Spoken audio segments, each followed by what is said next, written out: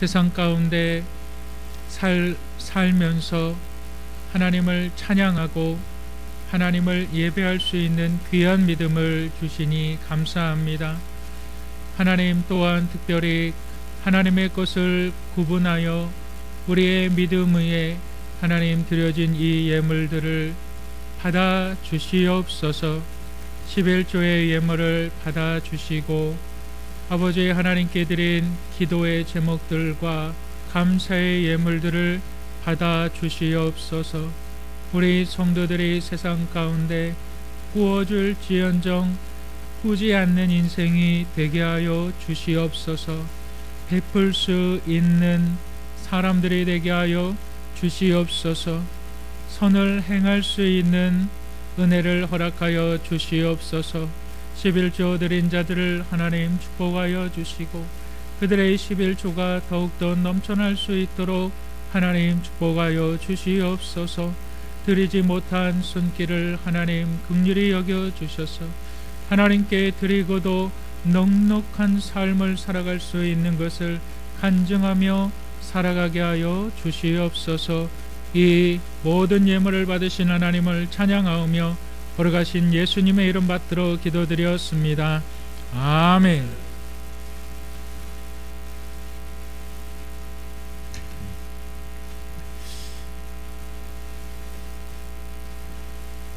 인류의 역사를 보면 수없이 많은 사람들이 살아갔죠. 그들의 과거로부터 오늘날 그리고 앞으로도 인류의 수없이 많은 사람들이 살아갔는데 또 살아갈 것이죠.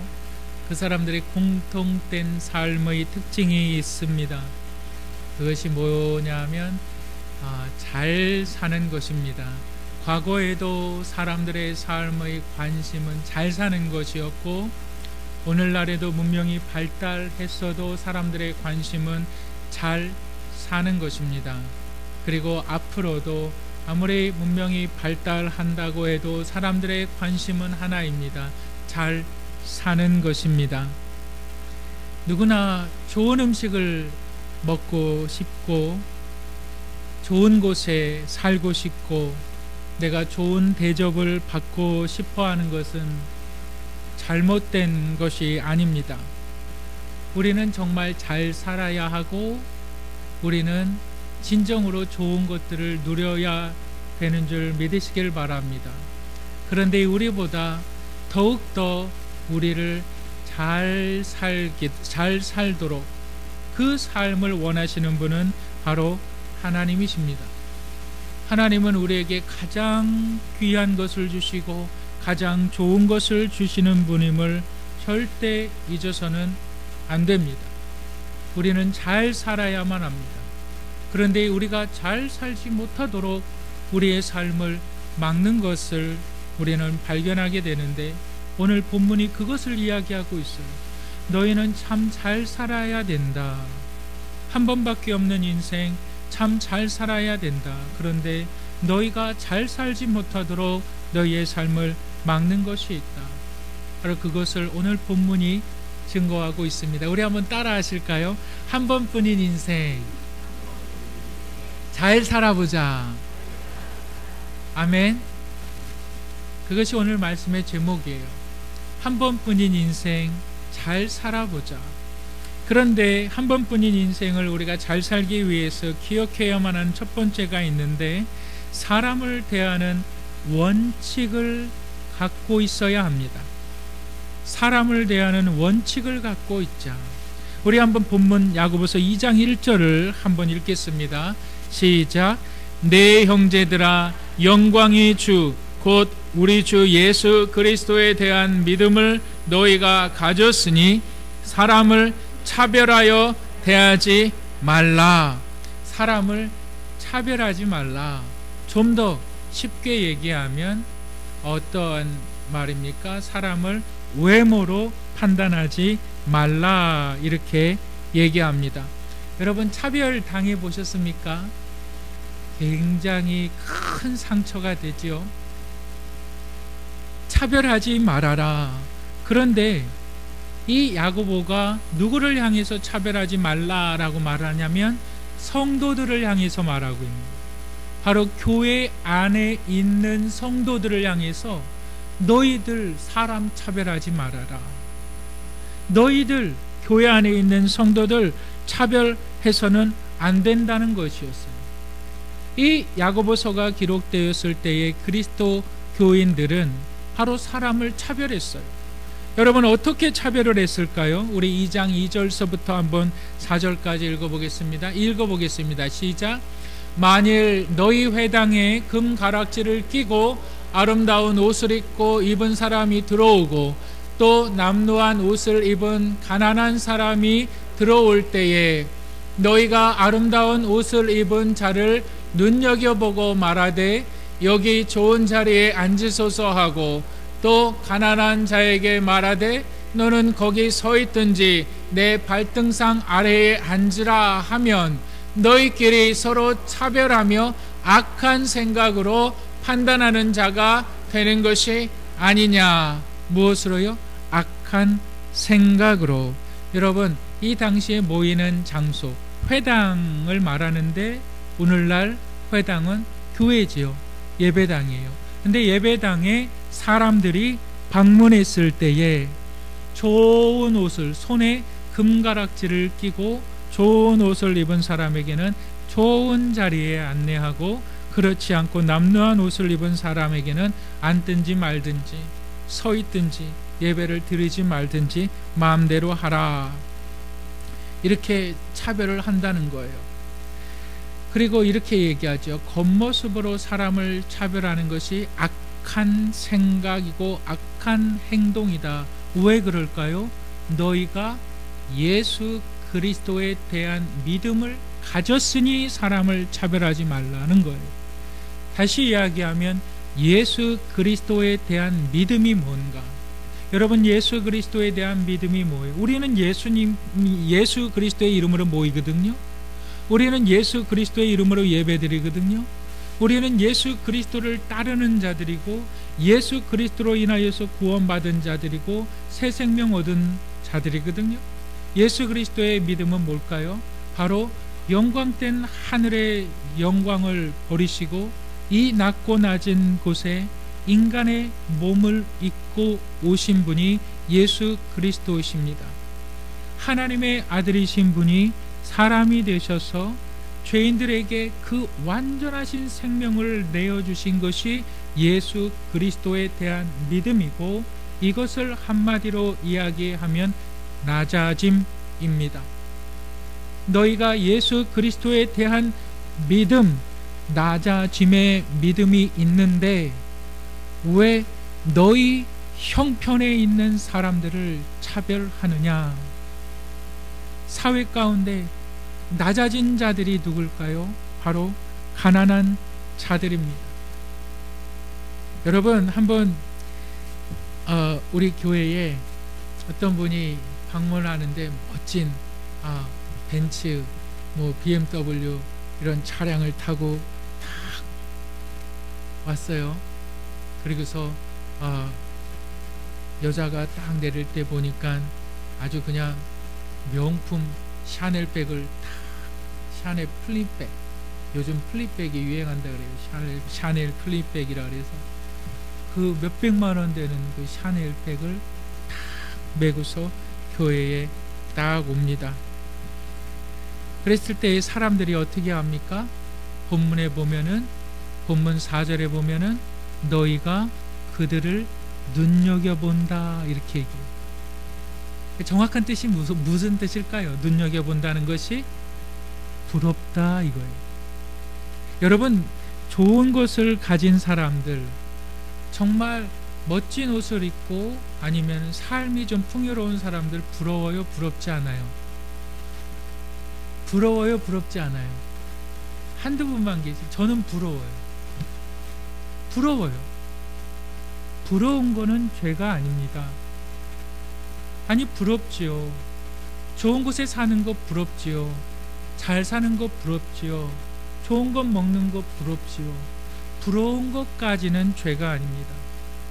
그런데 그 부러움이 잘못된 행동으로 나타날 때 그게 죄가 됩니다. 누가 명품백을 가지고 있어요. 누가 좋은 차를 가지고 있어요.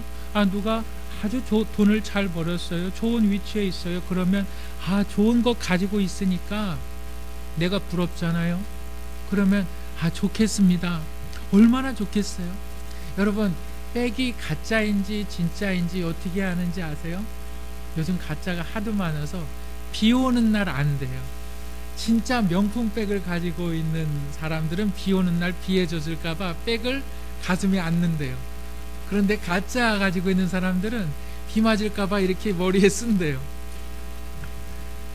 왜 그럴까요? 부러우니까, 자기가 그 형편이 되지 않으니까 그런 모조품이라도 좀 사고 싶어 하는 거요? 그거 잘못된 것일까요? 저는 그렇게 생각하지 않습니다. 부러운 건 부러운 거예요. 내가 갖고 싶은 건 나도 내가 갖고 싶은 거 저 사람이 갖고 있어요. 그러면 참 좋겠습니다. 거기에서 끝나면 되는 거예요.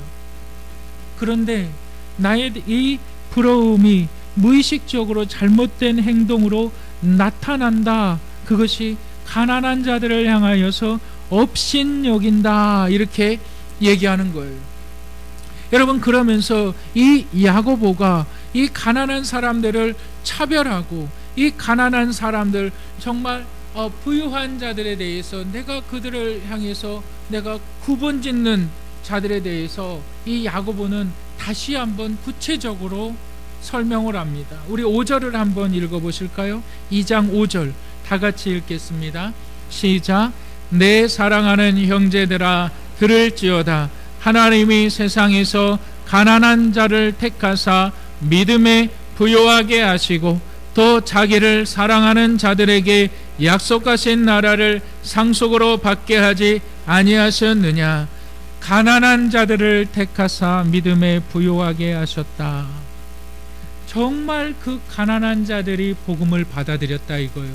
예수님께서 하늘의 영광을 버리시고 이 땅에 인간의 몸을 입고 오셨을 때에 그 복음을 받아들인 사람들은 가난한 자들이었다. 부자들은 그 복음을 필요 없다 그랬어요. 받아들이지 않았어요. 그러면서 야고보가 얘기하는 거, 너희들도 그들 중에 하나이었지 않느냐. 다시 얘기하면 야고보가 지금 그리스도인들을 향해서 말할 때 너희들이 복음을 받을 때의 형편이 어땠느냐 이거예요. 너희들 가난했지 않느냐 이거예요. 너희들 예수님 때문에 힘들었지 않느냐. 너희들이 그때 정말 하나님을 만났고 하나님을 경험했고 그 환경 때문에 하나님을 붙들지 않았느냐. 근데 먹고 살만하니까 너희의 눈이 지금 딴 데로 돌아가 있다. 너희는 지금 복음을 맡고 있다. 예수 그리스도의 낮아짐의 복음을 맡고 있다. 정말 우리의 삶에 있어서 차별하는 것이 너무나 잘못된 것이고 야고보는 그것을 악한 생각이고 악한 행동이라고 말합니다. 여러분, 그런데 우리가 이 차별을 하지 않기 위해서 어떻게 해야만 할까요? 나보다 많이 배운 사람, 나보다 아주 출중하게 나은 사람을 보면 우리가 기가 죽어요. 그리고 무언가 그 사람에게 좀 잘 보이려 그래요. 나보다 좀 못난 사람이 있으면 그 사람은 나와 상관없는 사람이라고 딱 구분지어요. 왜 그럴까요? 어떻게 하면 그것을 극복해낼 수 있을까요? 여러분, 사람을 대하는 원칙을 세우시기를 바랍니다. 원칙은 공평성을 가지고 옵니다. 사람을 대하는 원칙, 나이 드신 분한테는 먼저 인사하시기를 바랍니다. 저는 사람을 대하는 몇 가지 원칙이 제 안에 있어요. 저는 그렇게 합니다. 상대방을 부를 때 꼭 호칭을 부릅니다. 교회 안에서 장로님은 꼭 장로님이라 그러고, 권사님은 꼭 권사님, 집사님은 꼭 집사님이라고 불러요. 어디 어떤 상점을 방문하면 꼭 사장님이라고 불러요. 식당에 가서 음식을 먹을 때도 꼭 사장님이라고 불러요. 그 일하는 분들한테도 꼭 사장님이라고. 제가 처음 보는 사람들한테는 꼭 선생님이라고 불러요. 제가 목사님들 모임에 가면은 뭐 저보다 나이 어린 목사님들도 있고 제 후배 목사님들도 있고 그래요. 그 사람들에게 꼭 목사님이라는 소리를 호칭을 붙입니다. 당연한 거 아니냐? 당연하지 않아요. 훈련되어져야 돼요. 내가 이 사람한테 목사님이라 그러면 저 나이 든 사람한테도 목사님이라 그러고 그 아래 사람에게도 목사님이라고 부를 수 있는 건 훈련이에요. 여러분, 제 4층 사무실에 가보면 제가 붙여놓은 단어들이 있어요. 그것이 뭐냐면 영어로의 listening, 들어라. 사람하고 대할 때 먼저 말하지 말자. 이 사람 말하고 대답하자. 그게 제가 지키는 원칙 중에 하나예요. 그런데 남들 말할 때 나도 말하고 싶고 나도 막 사람들이 대부분 그런 곳에서 상처받거든요. 나도 말하고 싶고 나도 뭔가 떠들고 싶고. 제가 원칙을 정했어요. 듣고 말해요. 듣는 것이 쉬울까요? 어려울까요? 어려워요. 쉽지 않아요. 여러분, 우리의 삶에 정말 우리의 삶에 하나님의 축복이 임하시기를 원합니까? 잘 사는 분들이 되시기를 원합니까? 사람을 대하는 원칙을 세우시기를 주님의 이름으로 축복합니다.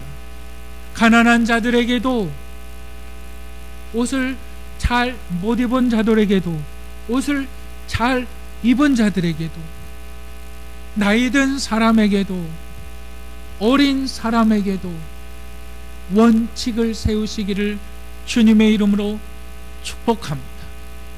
두 번째로, 우리가 한 번뿐인 인생 잘 살기 위해서는 따라 하시겠습니다. 하나님의 긍휼을 자랑하자. 우리 야고보서 2장 13절 한번 읽어보겠습니다. 야고보서 2장 13절 다 같이 읽겠습니다. 시작.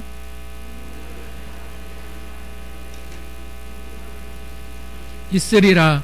긍휼은 심판을 이기고 자랑하느니라. 지난주 설교 제목이 뭐냐면 축복받는 성도의 생활. 그래서 제가 두 가지를 말씀을 드렸어요. 첫 번째는 하나님의 의를 이루어야 된다. 하나님의 의를 이룬다는 것은, 하나님의 의라는 것은 하나님의 구원이라는 것이죠.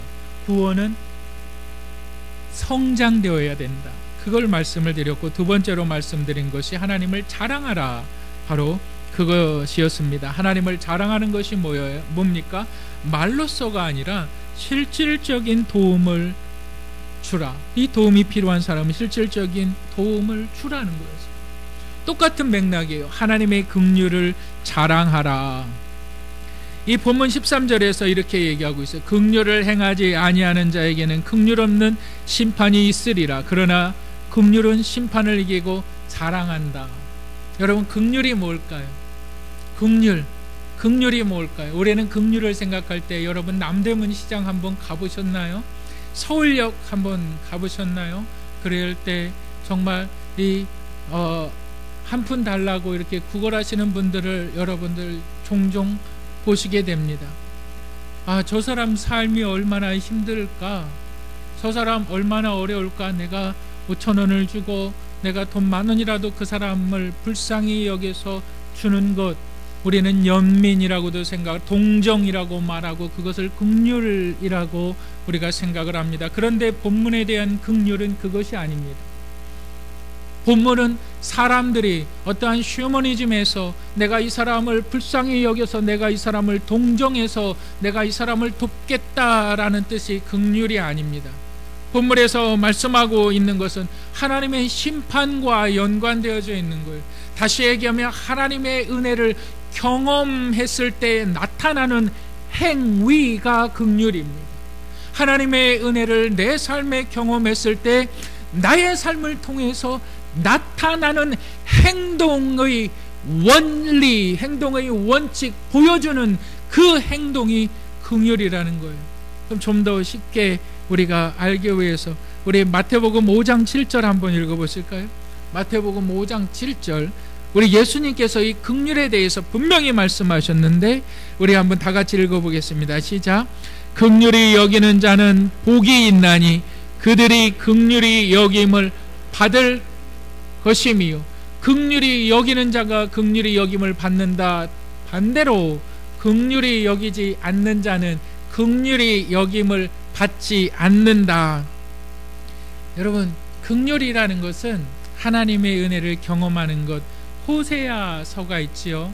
호세아서 2장에 보면은 하나님께서 호세아에게 이렇게 말씀을 하십니다. 너는 창녀, 여러분 창녀가 누구지요? 바로 몸을 파는 사람, 그렇죠? 이 창녀 고멜을 데리고 와라. 그리고 내 아내로 삼아라. 근데 이 창녀는 막 자기 마음대로 막 몸을 파는 그러한 사람이에요. 그러한 여자를 데리고 와서 내 아내를 삼아라 이렇게 말하는 거예요. 그리고 나서 그 아내를 통해서 아들을 낳아라, 자식을 낳아라. 첫 번째 자식이 뭡니까? 로르하마입니다.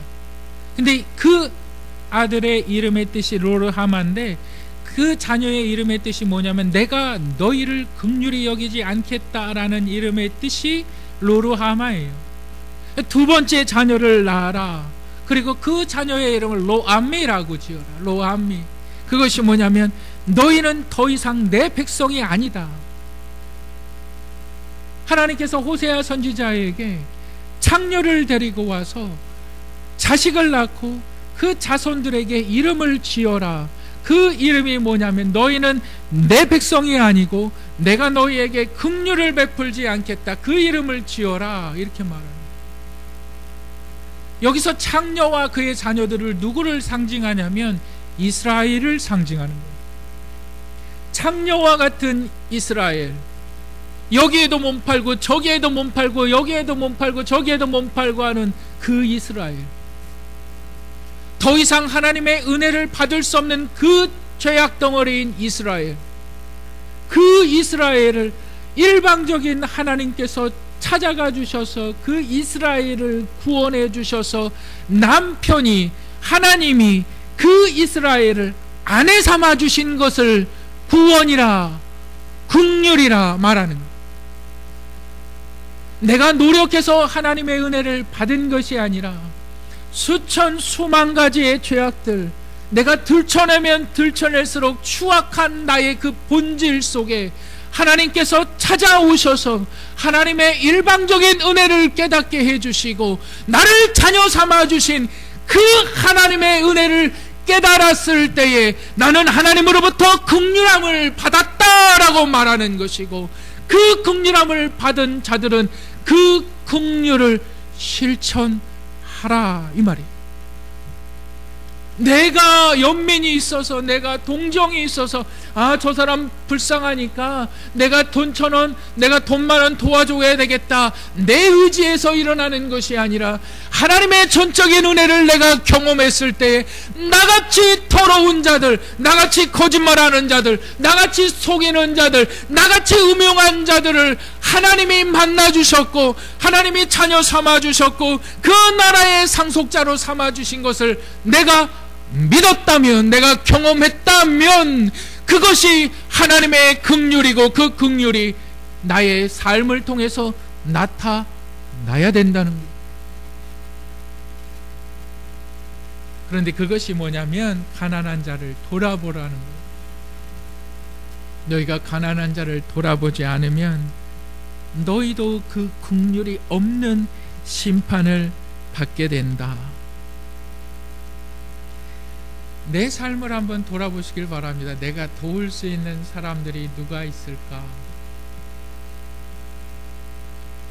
우리 선교회 모여서, 선교회원분들 모여서 기도 제목 나누시고, 혹시 우리 선교회가 도울 수 있는 사람들이 있지 않은가, 그 리스트를 작성하셔서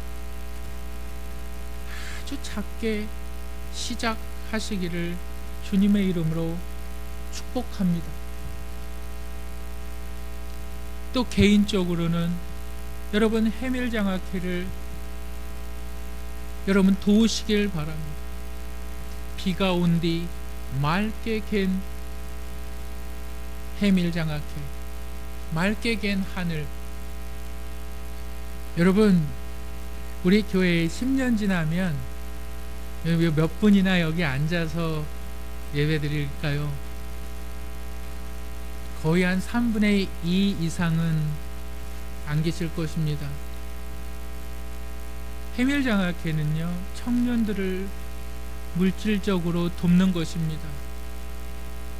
우리 교회에 나오는 청년들이 매 학기마다 교회에서 50만 원씩 장학금을 준다면, 교회에 오면 모든 공부할 수 있는 시설이 마련되어 있다면, 제가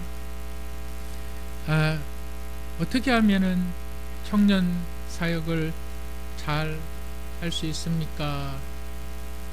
그런 물음을 한번 한 적이 있어요. 그랬을 때에 아주 굉장히 탁월한 목사님인데 너무나 간단하게 대답하세요. 재정이 청년을 향해서 쏟아지면은 청년은 부흥합니다. 이거예요.